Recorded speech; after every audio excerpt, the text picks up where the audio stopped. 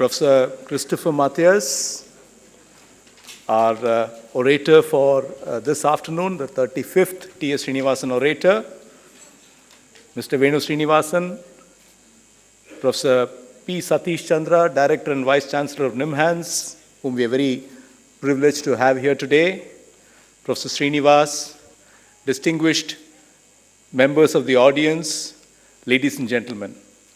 It's a great pleasure and honor to stand before you to welcome you here to the 35th oration in the series. This program started in 1980, and this is a very momentous milestone. For 35 years in succession, I do not know of any standalone neurosciences program that's privately funded go on so well. So we should start by...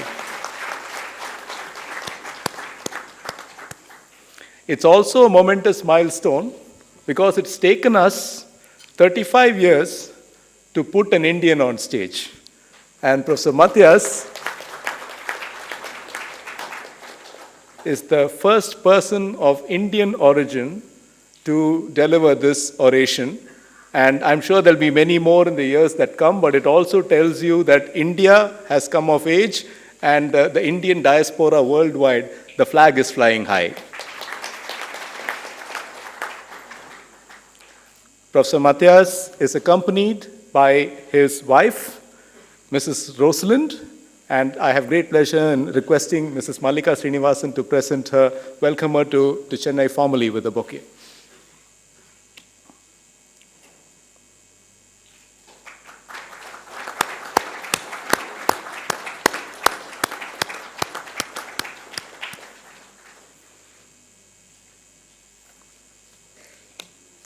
I've come to this oration from the time I was a teenager, and I've had the distinct pleasure of accompanying and driving around various T.S. Srinivasan orators in Chennai and listening to them expound on their thoughts.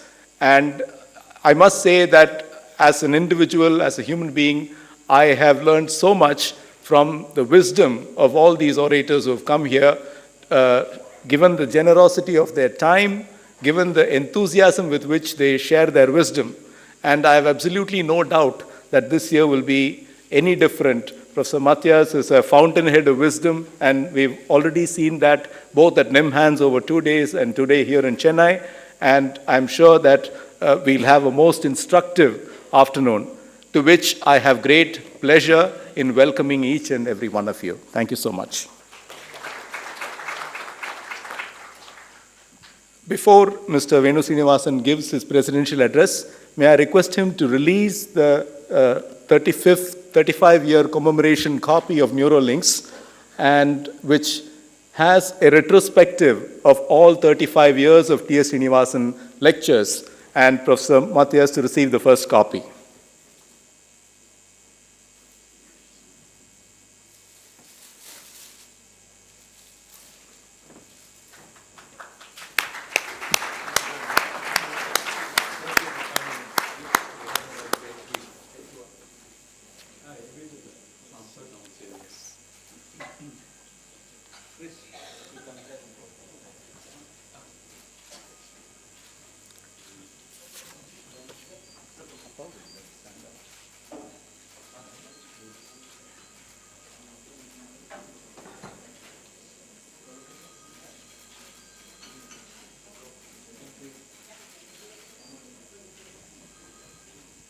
May I invite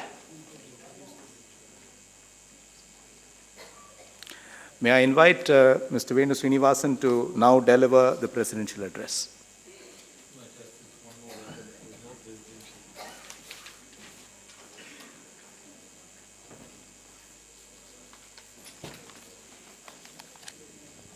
The distinguished lecturer of today, Professor Christopher Mathias, Professor Krishnamurti Srinivas, and most importantly today, Professor Satish Chandra, Vice Chancellor of NIMHANS, and Dr. E.S. Krishnamurti, distinguished members of the audience, ladies and gentlemen. Today is a very important milestone in the history of this series of endowment lectures, because thanks to the cooperation we have received from Professor Satish Chandra, we have now found the premier institute of neurology in India to give a home to this lecture and to a chair in my father's name. Thank you, Professor Satish Chandra. Our family is indeed grateful to you for this honor that you have given us. It gives me immense pleasure to speak on this occasion, as we do every year, because as a family, we feel fulfilled that we have been able to honor the memory of my late father by starting or founding a series of lectures which have now become internationally well known, and almost all the lecturers who have given these lectures in the past and today are people who practically have written the textbook on that subject. Professor Srinivas is the person who is really singularly responsible for this series, because after my father passed away, he was the one who came and said, look, your father had so much interest in medicine, particularly as it applied to people from lower income levels who could not afford high quality care, and therefore it would be fitting that if we started or founded this series of lectures which would enable the most leading practitioners in the world to come to India and share their knowledge with practitioners in India. We had first started with a public health center for many years, and then for many years with the Voluntary Health Service, VHS. In that process, the program has looked after more than 150,000 patients, and we had even set up a rehabilitation facility with the master's and PhD programs, and it was a very good example of really a very low-cost public-private partnership. We also had, thanks to Professor Krishnamurthy, 2 books from the Cambridge University Press, which came out of the workshops that we've had here, other than several papers and chapters in scientific press and a whole host of newspaper articles. But most importantly, what this program did was raise the awareness of neurological problems. And I remember listening to the early lecturers with a little bit of skepticism, saying that these things don't exist in India. These are advanced country disease due to poor lifestyle and poor diet. And now that we have become more aware of these diseases and syndromes, we now find that Alzheimer's is not that uncommon in India. It is not what we used to say, vayasache maradhi vandhudu, and just ignore it without empathy or without any care. Parkinson's, actually I had not met a person or recognized a person with Parkinson's for many years till these lectures started. Then people started coming here to meet the lecturer when they found the lecturer's specialty was Parkinson's. And then suddenly realized that all these things existed in India, but because of lack of diagnosis, they were not given the care that could have made their lives that much better. The only thing I was aware of, frankly, when this lecture started was epilepsy and stroke. And then now we know that there are so many more neurological diseases. And particularly now that India is getting grayer, although we may be the youngest population in the world, but people are living much longer thanks to better diet and better primary care. It becomes very important that we build knowledge in the area of neurology, because with geriatrics, the biggest problem will be neurological diseases.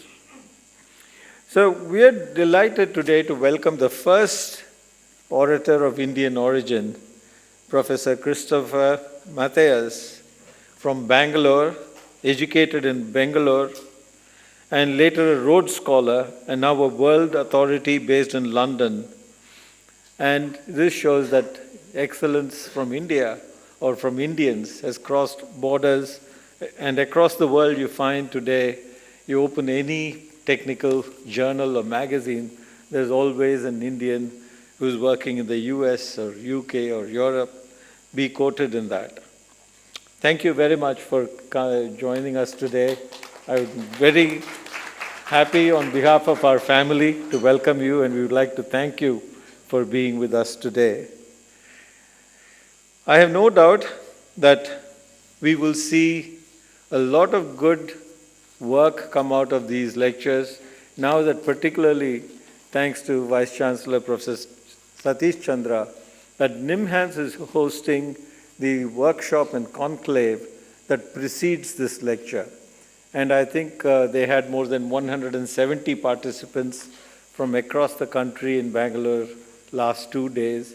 And therefore, again I must say that it is due to Professor Krishnamurthy, who said that, look, this lecture by standalone and visiting is not adequate.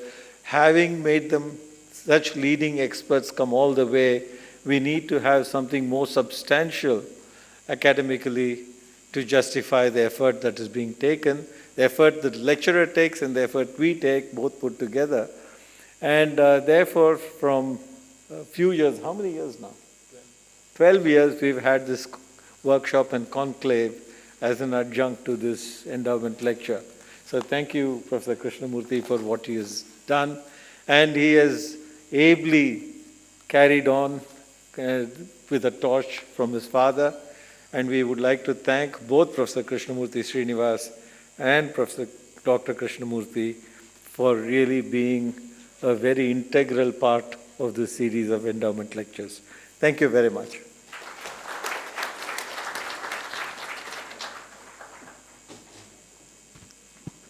Thank you, sir. I have great pleasure in inviting Professor P. Satish Chandra to inaugurate the T.S. Srinivasan Chair in NIMHANS and say a few words.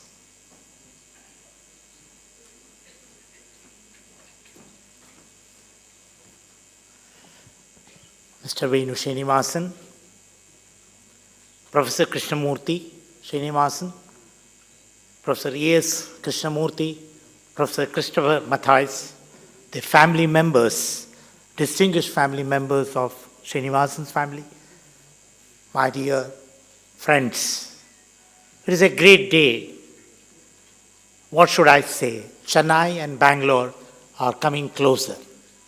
A closer what we are looking for. The students at NIMHANS are the beneficiaries. That much I can say, that I was a student in 1980 when Brian Matthews first visited, and the next one was the Professor Baxter. I still remember vividly that I was sitting on the other side and taking notes from Baxter's lecture.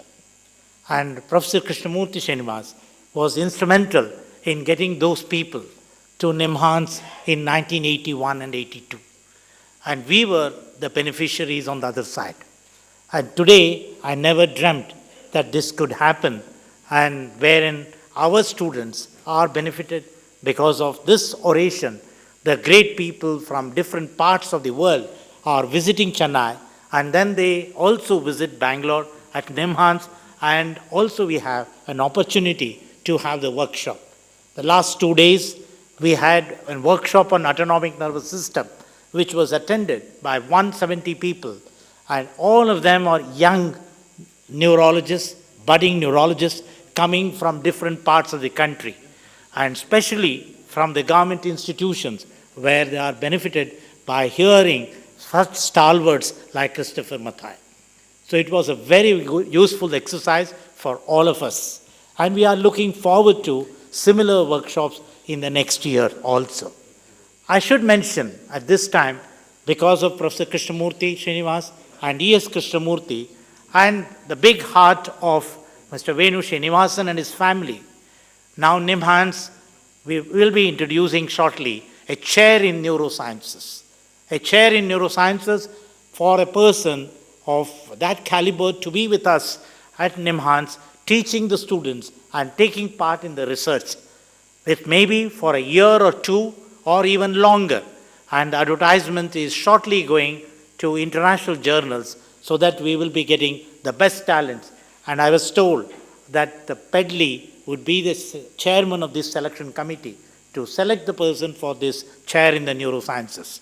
We already have 2 postdoctoral fellows, the postdoctoral fellowship in neurocritical care. A student is doing that and will be completing by this June.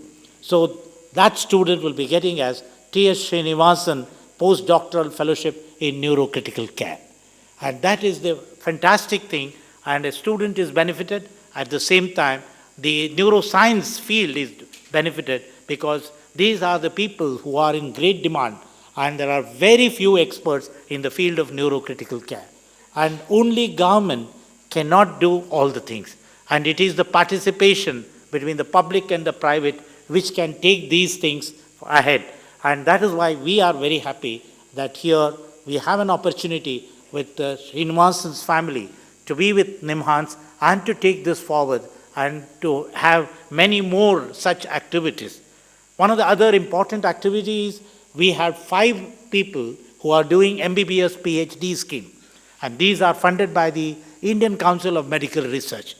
Though we say medical research is funded by the government of India, unfortunately, they get the salary, but they will not be able to carry out the research because the funds required for the research will not be available for them. And in that case, we approached Venu Srinivasan and he graciously accepted, and there is now fund available for these 5 young people every year, and they will be able to carry on their PhD work.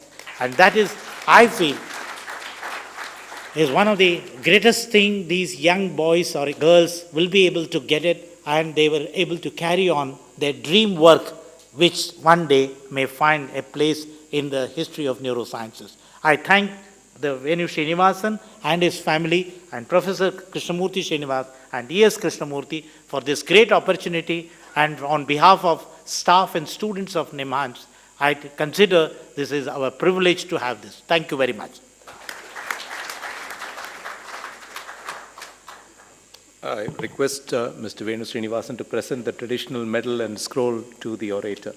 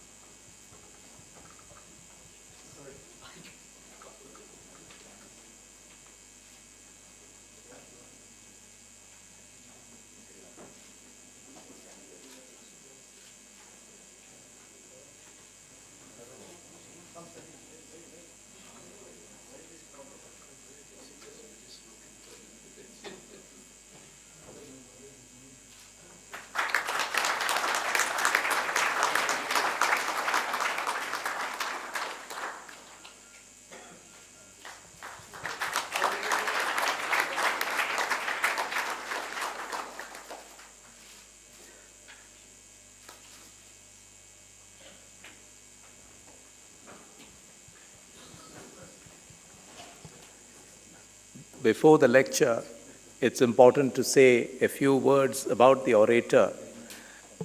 Some things have already been said, but just a few highlights. He's an alumnus of St. John's Medical College, Bangalore, and in fact, they were so excited by his visit that they stole him away from NIMHANS for half a day to meet and greet various people he knew. And he received the prestigious Rhodes Scholarship to go to Oxford. After which, may I say, your guru, Professor Sir Roger Bannister, came into his life, and Professor Sir Roger Bannister is famous for having run the 4-minute mile. So a neurologist who ran the 4-minute mile, and he is a long-distance runner himself, Professor Mathias. So neurologists are quite exciting people, not as boring as you think. And his career in autonomic neurology started from there, and the autonomic nervous system is a silent nervous system, the part that we don't learn much about, the part that we can't examine that easily. And it's what keeps all our involuntary functions ticking. And on how our heart beats and how we digest and on a myriad of other functions is what Professor Mathias has been working on. He is attached both to the Institute of Neurology, Queen Square, so he follows a very long tradition of Queen Square orators to the T.S. Srinivasan Oration. He also works at St. Mary's Hospital in Paddington and is affiliated to the Imperial College School of Medicine. And in addition, he is now affiliated with the St. John's Hospital in St. John's Wood. So he actually runs 3 units, and since he misses his emails, he's now integrated his email into one, which is what I learned in the process of the last year's interactions. So Professor Mathias is if there is someone who can be called Mr. Autonomic, Professor Mathias is Mr. Autonomic. And we have great pleasure in welcoming him to deliver this year's oration.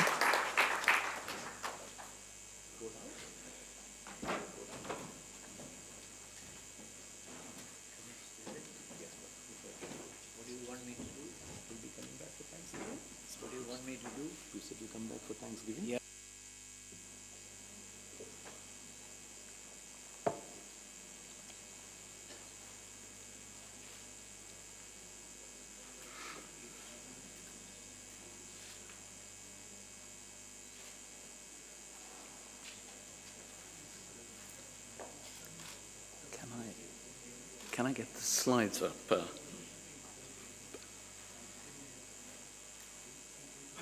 Oh, it's there, sorry. Mr. Venu Srinivasan, the Srinivasan family, and various distinguished people, if I may begin with Professor Satish Chandra, Dr. Krishnamurti Srinivas, to whom I owe so much, going back over many years, and to his son, who I've known for many years, to Dr. Krishnamurti. Thank you, and distinguished people here who I'm sure know a lot now about neurology and the neurosciences. It's a great, great privilege to be here. I really feel, as you've noted from my shoulders, in fact, quite a big weight as the first Indian to deliver this.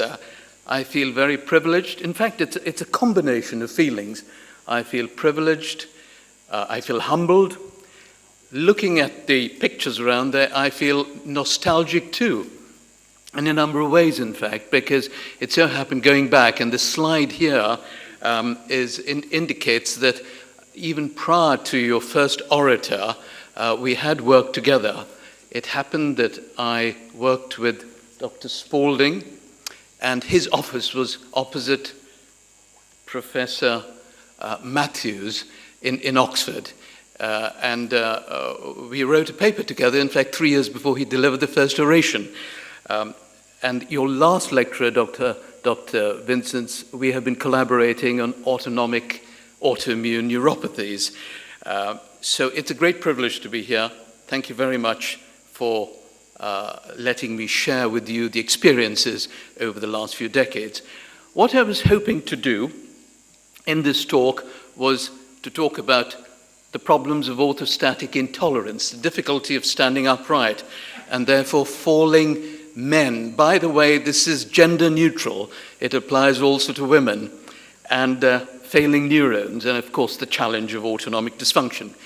What I'm hoping to do is divide it into possibly 2 or 3 sections. The first, just to give you a background about the autonomic neuroscience, especially in relation to cardiovascular autonomic control.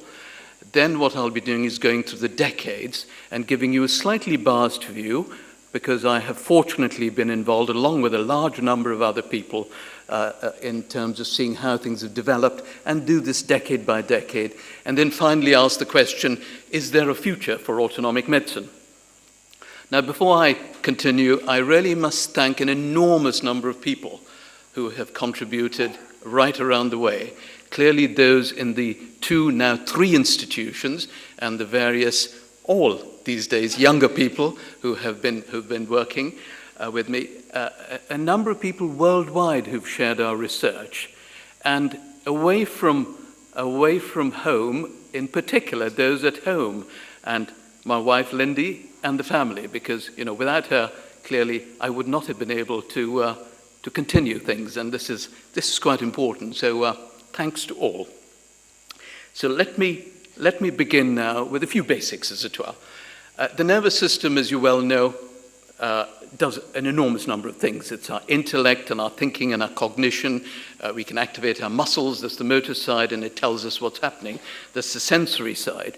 And as Dr. Krishnamurti said, it is often neglected. We don't think about the fact that there are two components to the autonomic nervous system. There's this bit here, which is the sympathetic, which supplies every organ in the body, and this is called the parasympathetic, from the brain, which supplies the organs in the upper half of the body, and the sacral component, which supplies the organs in the lower half of the body. So every organ in our body is supplied by dual innervation autonomically. Now, it works so well because of a complex network. You've got the brain controlling it, comes down the spinal cord, you've got ganglia, you've got a whole array of nerves which go to the different organs, which enable us to do so many things in so many situations and do it appropriately and exquisitely well. And in fact, the closest analogy, and there are many, and I'll be grateful for others, is to one of Steve Jobs' creations. That's the iPhone. This is one of the older ones which he was associated with. It does so many things. It actually controls our lives almost these days. Now, when something goes wrong with one's iPhone, what do you do with it? It's not repaired. You chuck it out and you go back to Steve Jobs. Not these days, I think, and get another one, or Apple. You can't quite do this with the autonomic nervous system and the nervous system, so it is important to find out what is going wrong when it does. Now, why is this important? It's particularly important because we have evolved over the years. And evolution, I'm told, is still going on, as I keep seeing glass ceilings being cracked, as you'll partially see from this slide. But we have moved from being quadrupeds to being bipeds. And this has had considerable advantages, but some disadvantages. And the disadvantage I'll show you in a moment. Now, when we are standing upright, we need to ensure that we have an adequate blood supply to the brain, in particular, in addition to other organs. And we normally think of blood pressure as that magical figure of 120/80. How's it derived? It's derived because of the heart, the blood vessels, the volume in the blood vessels, but very importantly by the autonomic nervous system and what's called the baroreflex. This works on a beat-by-beat basis and enables us to keep our blood pressure at the right level to deliver nutrients to the brain and other organs and oxygen, and ensure, therefore, that we can function as well as we do. Unfortunately, when we're upright, thanks to what Sir Isaac Newton discovered many years ago, there are these gravitational forces. And I'll just give you a quick example of what effect it has on somebody like me who's standing, that standing man. If you look at arterial pressure at the top of the head, it's 60. At the bottom, it's 185. And we really need it to be at least 120/80 at the top. So when you think of the heart, and the blood vessels and the blood pressure, it's got to work really well to ensure when we change position, when we do various things, that blood pressure is maintained and that we continue as we are. This gives you very simply the schema in which it happens. Blood pressure and the signals go from arteries in the aorta and elsewhere into the brain. There it's synthesized and very quickly come down the messages, down nerves to the heart. It's called the vagus. So when the blood pressure falls, the heart rate goes up, and vice versa. And also the nerves coming down the spinal cord, they're called the sympathetic, and they go to the heart and the blood vessels. And the sympathetic have a transmitter, a chemical called noradrenaline.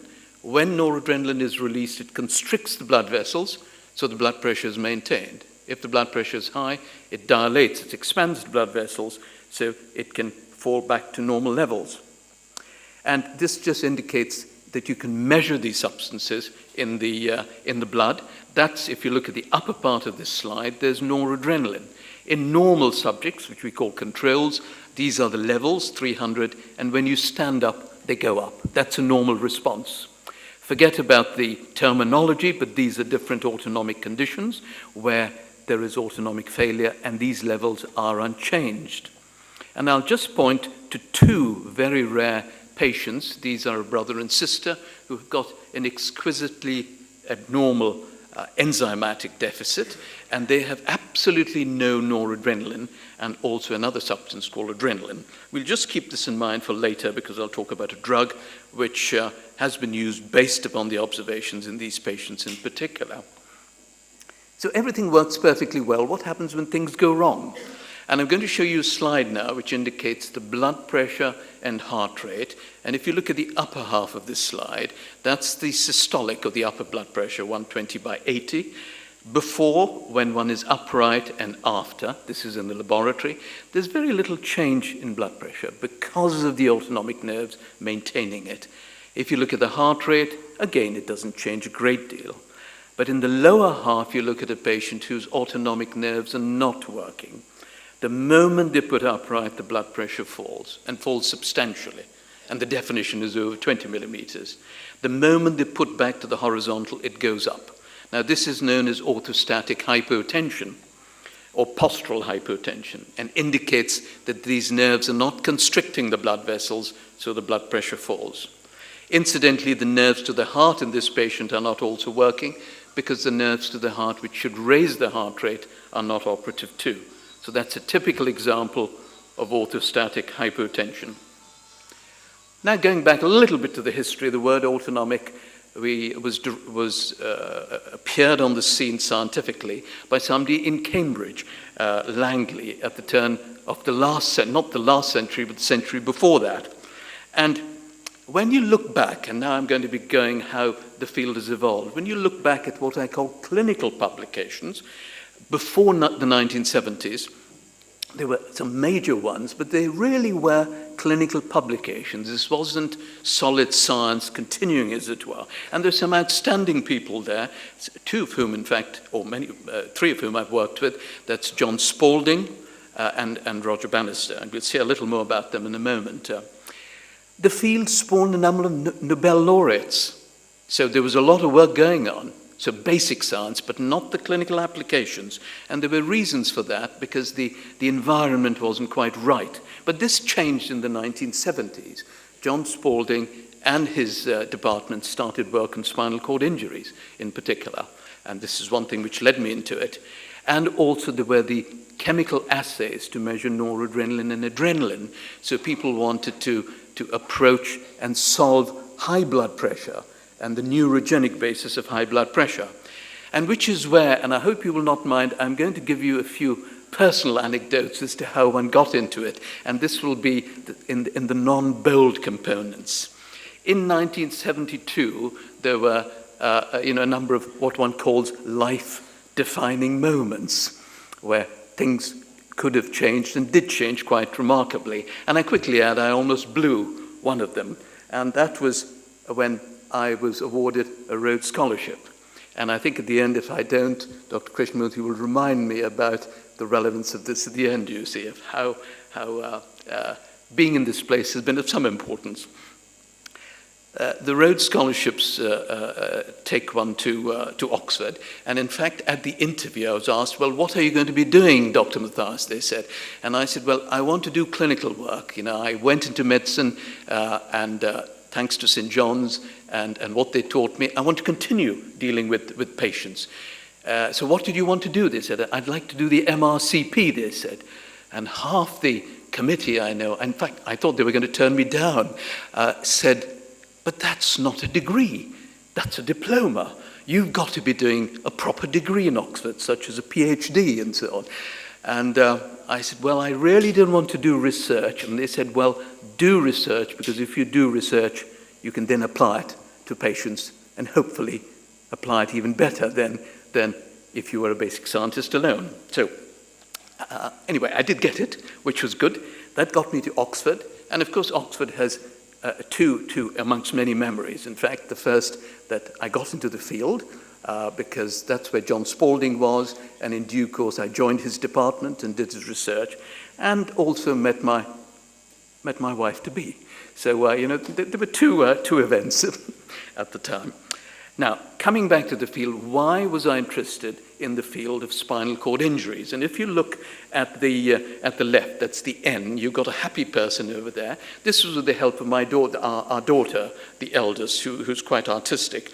And this shows the baroreflex, the afferents going in, the efferents, and then coming down the cord, the sympathetic. In a patient with a high spinal cord lesion, you've got a break in the cord, unfortunately. And I like simple things, as you'll in due course find. I'm a simple person. It's good to have simple models, as it were, to work on. So the upper bit is fine. You can get the afferents going into the brain. You can get it coming down to the heart. But there's a break between the brain and the spinal cord, and therefore the sympathetic to the blood vessels.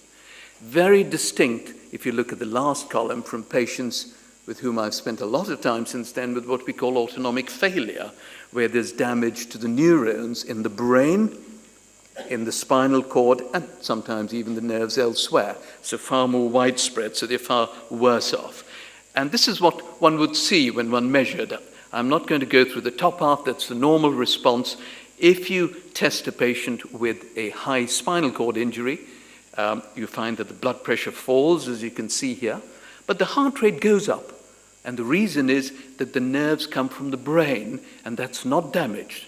So it raises the heart rate, but clearly not sufficiently to maintain the blood pressure. So many of these patients can faint also. Now, what was intriguing at the time, and this led to another component, was that these patients also have high blood pressure. They've got hypertension, as is shown here. You can see the blood pressure shooting up, for instance, when they have a spasm or the bladder contracts. It's called autonomic dysreflexia. And of course the question is this all clever stuff which you're measuring, does it really matter? And the answer is yes. If the blood pressure, and I hope I'm not going to get distressing anyone with these slides, if the blood pressure goes up too high, you can blow blood vessels in the brain and perish, as happened to this unfortunate patient. But the high blood pressure gave me the opportunity to collaborate as a very young man with a very senior person called Professor Sir Stanley Peart, who was at St. Mary's. He's now in his 90s, is probably the most remarkably brilliant clinician that I've met, but a brilliant scientist also, and a fellow of the Royal Society. And he was very interested, particularly in terms of how we would solve the autonomic basis of hypertension. So as we come on in the mid-70s, and I joined in 72 and so on, there was a lot of clinical, so this is now targeted clinical autonomic testing, and laboratories started beginning. I completed my PhD, which was awarded in 76, and at that time I asked my mentors, and there were two mentors. There was one Sir Stanley Peart, and the other one who was my external examiner, who was Sir Roger Bannister. And I said, I want to continue in the autonomic field. And they said, now come on, Chris, they said, let's be serious. It doesn't exist. It's very good to do a bit of research, to get your name up on the academic ladder and to write esoteric papers, but you better do something proper, do neurology or cardiology or an internal medicine. Actually, it was very good advice, which I only partially followed. And this is where one should be captain of one's soul. This is like the Henley, being captain of one's soul and master of one's fate. You can do the first, the second depends upon a number of other factors. So I completed my clinical training, and then I was surprised when Sir Stanley Peart rang up and said, I'd like you to join me. I almost fell down as a result of it. He said, I think that there is a future with you working in my department. But he said, you're not going to just get in, you've got to be put through the hoops, which is when I had to go through the interviews and was fortunately awarded what's called a Wellcome Trust Senior Research Fellowship, which allows you to do clinical research, without the constraints of a high clinical load. So that took me to a place called St. Mary's Hospital Medical School. And this is an old print of St. Mary's, and it has a number of historical components, one of which I'll tell you now and another one later at the end. One of which is that around here in the mid-1920s, there was an amazing discovery by somebody called Alexander Fleming. And this is an old slide. It has been cleaned since then, by the way, but that's where Fleming discovered penicillin. And little did I realize that I would then, when Sir Stanley Peart retired, take over his office, which was a floor above where Fleming discovered penicillin. He kept the window open, by the way, on a hot summer, and so the bacteria flew in onto the Petri dish, which is when he realized that. Since then, I've kept the window open every hot summer, but nothing quite remarkable has yet occurred. But one never knows. Now, when I was awarded this, I was supposed to solve the neurogenic basis of high blood pressure. It wasn't autonomic, but to use that. And, you know, I put my mind and heart into it. But I must say, I got sidetracked into studying patients with neurodegeneration, and in particular the rare disorders, and forgive me for using this terminology, PF stands for pure autonomic failure, which is a very isolated autonomic deficit, and MSA, which is like Parkinson's, but with severe autonomic failure. And later on with Parkinson's disease and other disorders. And that's where another moment came in. Sir Roger Bannister, as I said, had been my external examiner.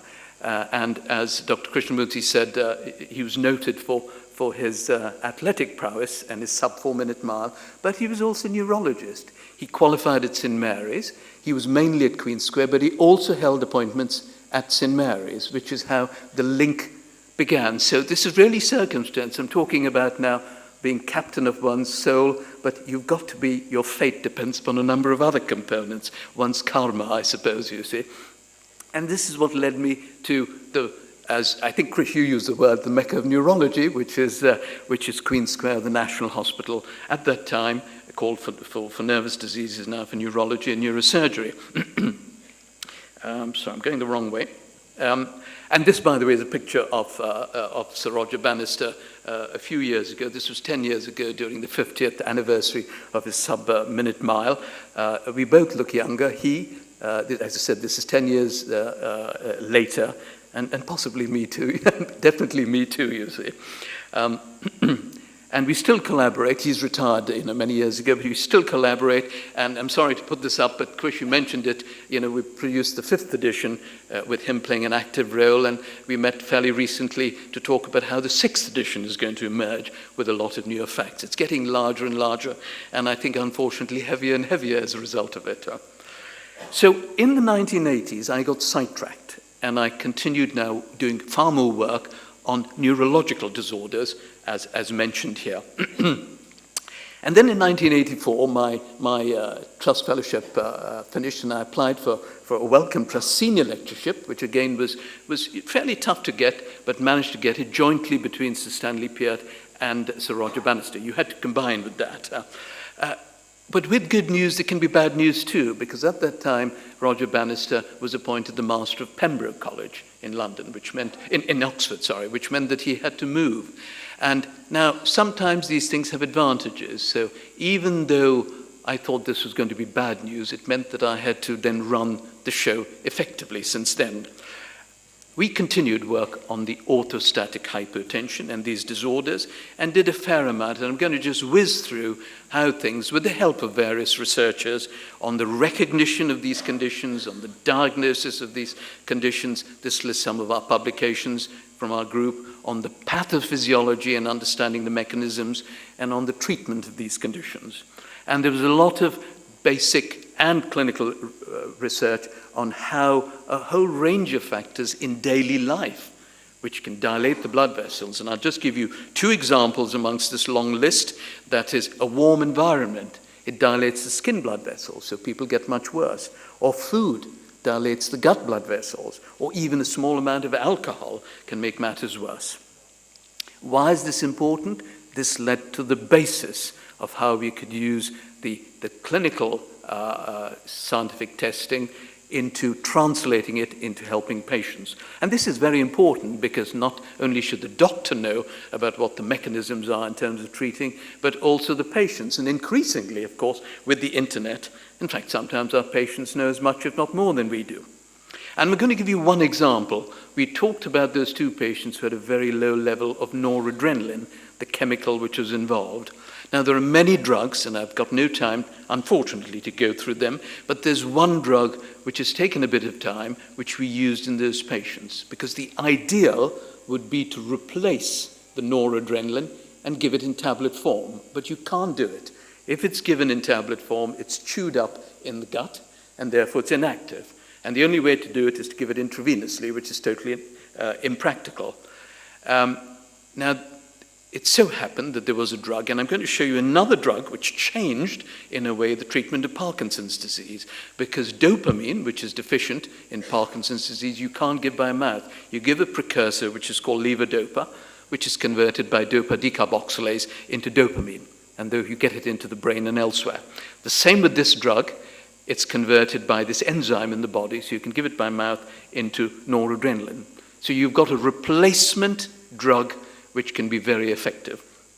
You're going to say, why aren't we using it widely? That's the question of drug authorities and so on. But the good news is that there have been a number of trials showing that it's safe and it's effective. And this slide shows the effect of this drug in patients with Parkinson's disease who have low blood pressure. If you give the drug, these are the number of falls. If you do not give the drug, that's the placebo, you find almost a double of the falls. So it really does make a difference in terms of helping. And what are we trying to avoid? We're trying to avoid people who are going to fall and damage themselves, as the lady on the left. Or we want to avoid fractures due to falling. This was a patient who was totally independent, fractured his dominant arm, and then became pretty well semi-dependent on his family and therefore with all the influences which are involved. So that was the 1980s, and then in 1991 I was appointed Professor of Neurovascular Medicine at St. Mary's and the Institute of Neurology. These later then became part of Imperial College London and University College London. And then we started work on autonomic mediated syncope. Now this was very much dependent. This is again dependent upon changes in technology. Now, in the past, to measure blood pressure continuously, you had to put in a catheter, a tube into the artery, which is not practical for normal life. And as you probably know, it takes a minute or so if you're taking your blood pressure, if not longer.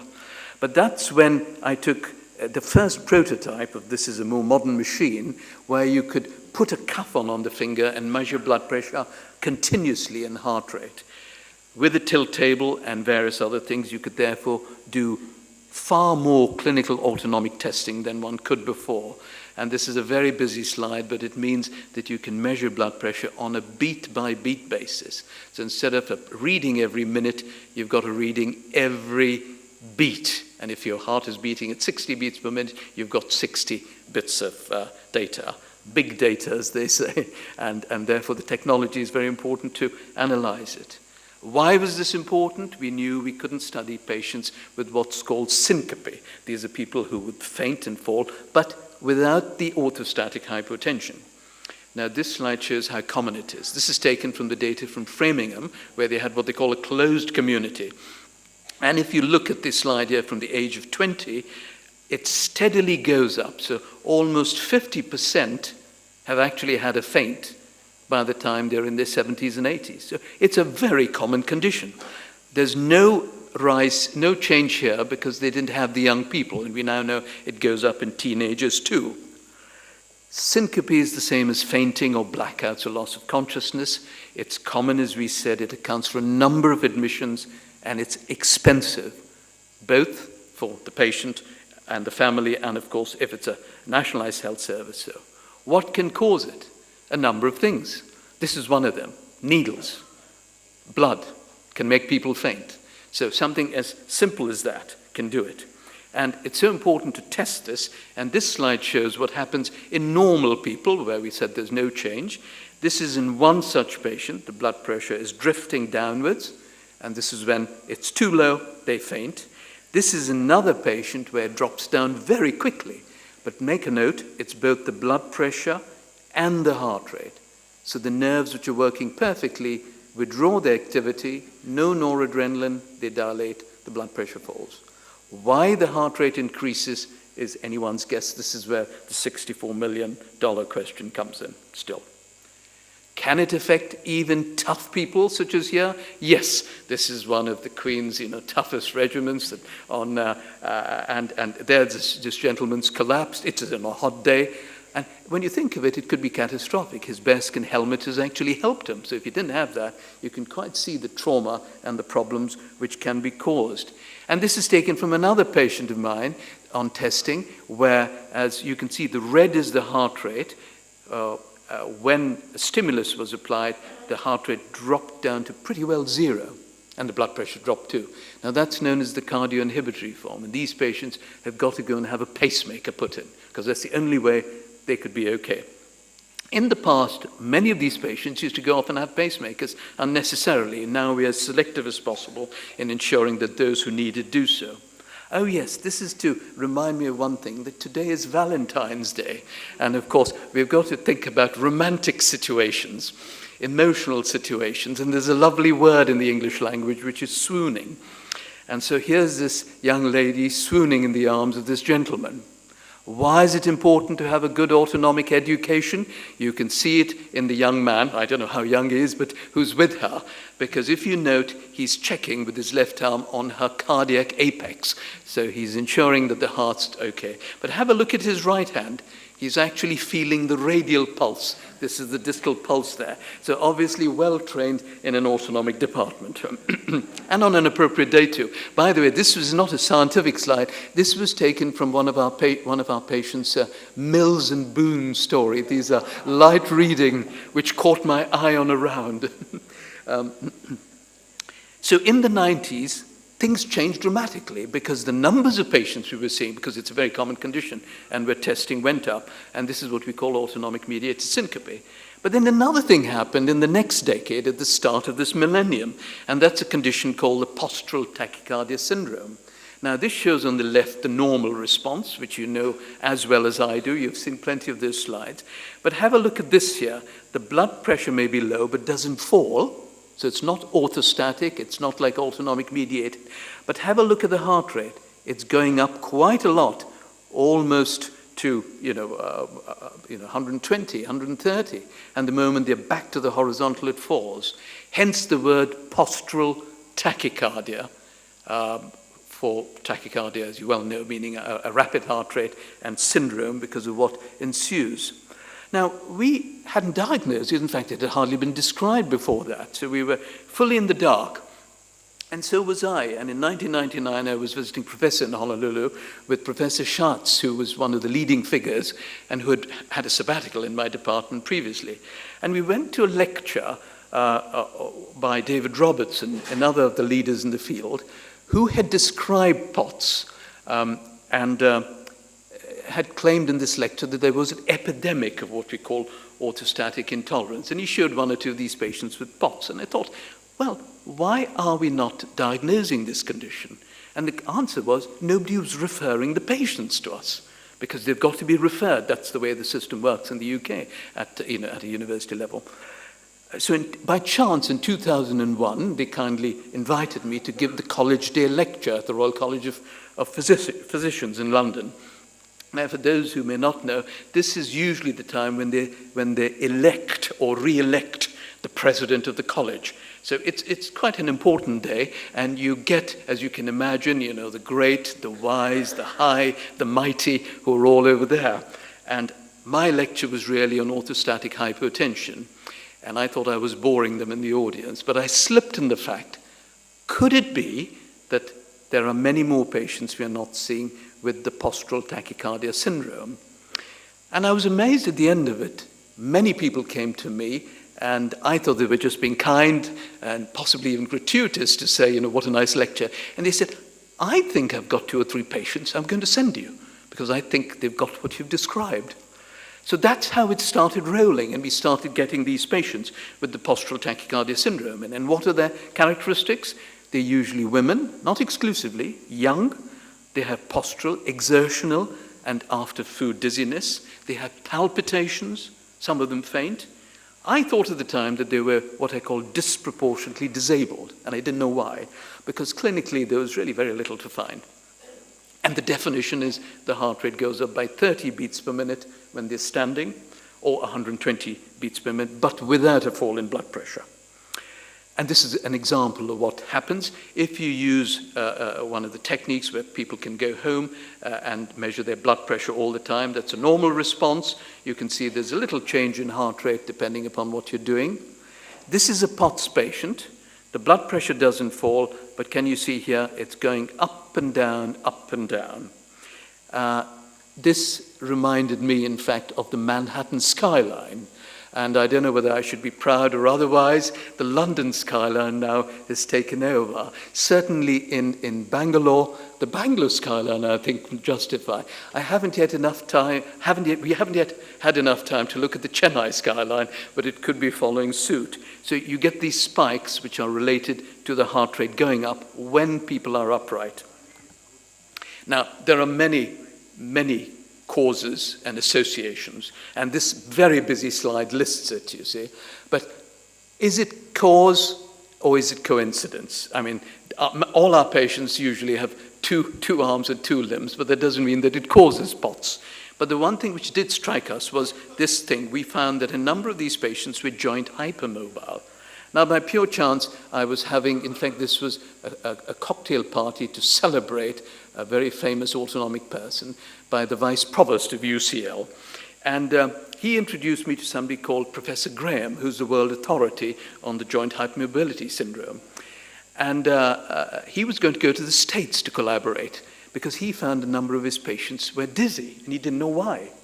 And I found a number of my patients had joint problems, and not being a rheumatologist, I didn't know why either. So the two of us met, and of course things have changed tremendously since then. But I'll just give you an example of how, at the time, just before this happened, there was a patient, and this is a nursing sister in the north of England, who I'd been following for many years. She had a tachycardia. We had investigated her to the hilt. Nothing was found. She wanted to come back every year, and we wanted to follow her because we said, one day we'll know what the answer is. So one day she came to the clinic, and this was the early part of 2000, and said, did I know that she was a top ballet dancer in her youth? She was in her late 40s, 50s at the time. And I said, no, this is not the usual question which is in my repertoire. So she said, I am good, and I'll show this to you. She said, I'm not quite as agile as I was before. This, by the way, is in our audiovisual department, not my outpatient clinic, as it were. But there she was doing this, which you're not impressed about, but I was. Then she could do that. And she could do that too. And again, I'm sure most of you are not impressed at all with that, you see. But she was an example of the joint hypermobility syndrome. And in a way, there are many ways of diagnosing this. One is, and I'm not joint hypermobile, bringing your thumb against your forearm. You can test yourselves, by the way. If you can see daylight like me, you don't have it. If you do, you could have it. Now, there are many positives in having it. You could be a top gymnast. You could be a top dancer, ballet, Bharatnatyam, and so on. So you may have no problems at all. So why some patients have POTS remains to be the question. And of course you wondered, what has joints got to do with tachycardia and the autonomic? And it's seen here in this slide, which is part of the ways we're going. Still have got to solve this, a lot of research going on. This is the same patient, the feet of the same patient. And on the left, the paler side is with the patient lying flat, so there's no gravity coming in. On the right is the patient standing, and it goes a violaceous blue. And the reason is it's dilatation. So the veins and the blood vessels are dilated, the blood pressure starts falling, your heart's got to beat much faster. Now, I'm sure there are slightly more complex explanations, depending on nerves and blood vessels and so on, which is being addressed at the moment. But these are some of the clinical clues which help, in fact, on the basic side. So it can go the other way. Basic science helping the clinical side, but sometimes clinical side helping in terms of newer and better basic work. And I just want to reassure people over here, if you've got the joint hypermobility syndrome, only a small proportion get POTS.